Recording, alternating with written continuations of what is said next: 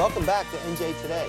It's time to meet the ultimate Caldwell resident. She lived in the Caldwells for 22 years. She attended Caldwell College. She served on the Caldwell Council for the past 6 years, and most recently she was sworn in as its mayor. Welcome, Mayor Ann Dassing. Thank you for having me, Assemblyman. It's great to have you here. We were chatting off camera professionally beyond all the efforts in municipal government, and now as mayor, you have a public relations firm. So you were laughing, saying you're usually on the opposite end and your client's in the hot seat. That's absolutely true. So this is a first for me, actually, on television. I'm thrilled that you're with me, and thanks for that. Well, you have your work cut out for you. Caldwell is an amazing town. For 6 years, you served them quite capably on the council end of it. What's the difference now that you're mayor? I think everybody's looking, it's a real leadership role, and where for the last 6 years, as you say, I was on the council, I was always in the background. Now I've been thrust to the foreground. Sometimes people call me mayor and I still turn around and say, where is that person? Because I haven't quite grown into that role yet, but I'm getting there. It's really interesting. How did you, on the, not that it's a small issue, it's an important one, but what a baptism by fire, I guess. You took over right around the first of the year. Yes. So you missed the day after Christmas storm, but it's been some winter just to deal with those issues. It absolutely has. We have a very, very capable and seasoned DPW department. We have a very capable police force and a wonderful borough administrator, so it's made it very, very easy for me. My new councilman, Councilman Coyle, is our head of our DPW committee and always kept me abreast every step of the way. Actually, we live on one of the hilliest sections of town, so we're fortunate that we get plowed out first. So I know if our street is done, that we're in good shape. If you can get up and down your hill, you're okay. We're in good, yes. We have a similar experience that way. I'm on one of the steepest hills in West Orange, yes. So if that's okay, we did all right. If not, I better hide from my telephone. Right. Of course, I don't like to look at the overtime bills. Well, it's a great segue. I was going to bring that up because certainly that came at a cost this year for all towns, and the budget, that issue aside, is a challenge. How are you doing with that? With the budget, we have been looking to trim every penny. Our motto is, you watch the pennies and the dollars take care of themselves. There is nothing too small of a savings that we won't consider. For instance, our borough administrator did a survey of all of the small printers behind everyone's desk all over town and found that if we were to remove those and replace them with the bigger machines in key spots in the town hall and the community center, we saved $12,000 in toner alone, just by doing that. And he says it's our health initiative because now everybody has to get up and walk to another office to get their work. So it's a twofold. Scrubbing the budget is something very, very important. But beyond that, I know you're in some more of the macro issues, and that includes being supportive of the downtown business area. And what maybe a lot of people don't realize at home is that Caldwell is the home of the United States President Grover Cleveland. He was born there. There's a National Historic Site, and you tell me about that initiative where you're going to connect those two things together. Well, we're hoping to get an historic commission formed that would be done by ordinance, and we have a lot of people who are history buffs. We have a lot of professional historians, and so we're hoping that that's going to shine a light on us in Caldwell and be able to preserve other buildings in addition to the Grover Cleveland birthplace that exist. It's very, very important to me that we maintain our architectural integrity and our historic points in town. One of the ideas that I had was to have an historic trail throughout town, not necessarily with brick and mortar, but possibly a map almost that. Just like the Freedom Trail in Boston. Exactly, yeah, kind of taking off a little bit on that. And although, Grover Cleveland might not be Paul Revere or whomever, at the end of the day, this is a president. There's only so many towns that can boast that in our entire country. Right.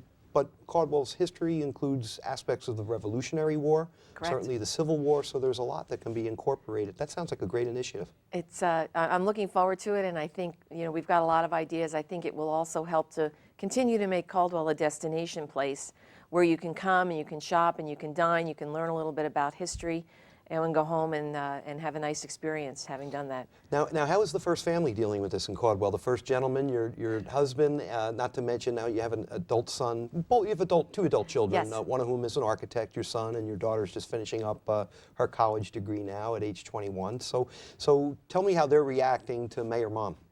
Well, my husband was actually my biggest supporter when I decided that I was going to run for mayor. I didn't really know if it was something that I would be capable of doing, and he encouraged me to do it. He's kept many, many dinners, warm for me as I'm sitting in my council meetings. He's the chef of the family. Well, that's a good thing. I make a good meatloaf and meatballs and spaghetti, and that's about it. We all have our strengths and weaknesses. Everything else is up to him. And my children, I think, are mildly interested. I was elected in 2005 when my daughter was in high school, which I thought was going to be very traumatic for her, having a councilwoman and a mom. But she really adapted to that very, very well. And I think they're proud of me, I think, and I think it's they're very forgiving in terms of the amount of times they see me leave the house as opposed to being able to be with them. So and they should be proud of you, and I am too. And you know what I think is wonderful? Susan Garland, I loved her, the former mayor of town. Yes.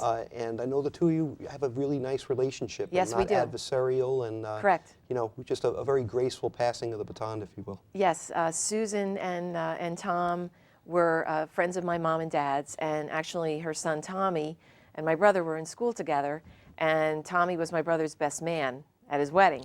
So you have that history and you have that friendship, and I always feel that I want to treat everyone with respect, because I'm going to be in town for a long time, and I want to be able to say hello to people in the stores and not have to go down another aisle or say, oh, I can't talk to them because of this or whatever. So really that's very, very important to me. Speaks well to the whole community and to those who are, whether they're Republicans, Democrats. It's almost so silly. It's a matter of all having the best interest of the town and understanding, even if you have different ideas, that it's about the best interest. And you guys really handle that well. Correct. Thank you. Thank you. Yes, we try.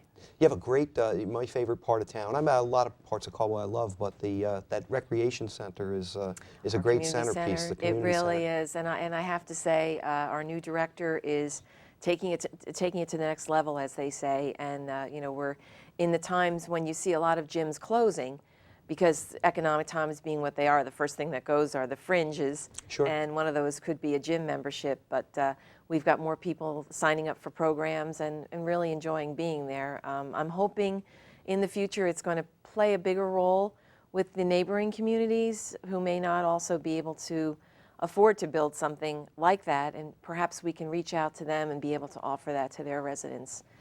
We're talking about that now. And it really is a great public amenity, and private amenities right next door. It looks like Epcot, Italy, dropped right into the middle of your main street in that center. It's amazing. It is. Calandra's Italian Village. I remember I was on the planning board when Mr. Calandra came before us with his ideas, and everything that he said that he was going to do, he's done. And he's just been such a wonderful addition to the town. I know so many of the, very, very generous to any nonprofit looking to raise money, sponsorships.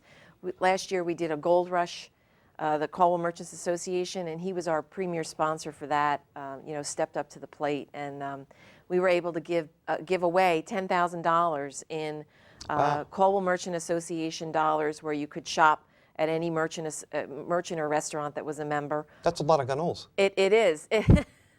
Absolutely. So, and I think it was nice because we infused $10,000 back into the downtown, which was our goal. And we had a lot of new names filling out those raffle tickets. So we're hoping that we're going to be able to do that again this year. Well, Mayor Ann, it's wonderful to have someone with your intelligence and your ideas and enthusiasm and grace handling the great town of Caldwell, and I look forward to working with you and watching you continue to progress. Thank you very much for having me, And thank you for being here.